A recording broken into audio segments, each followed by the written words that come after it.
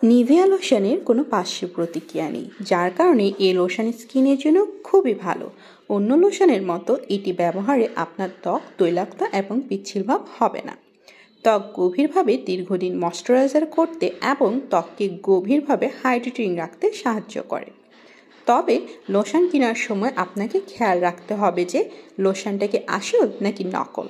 Authentic কিনা জানার একটাই উপায়, লোশনের গায়ে যে বারকোডটা থাকবে আপনার মোবাইলের স্ক্যানার দিয়ে সেই বারকোডটা একটু চেক করে নেবেন, তাহলে ঠকার কোনো সম্ভাবনা থাকবে না।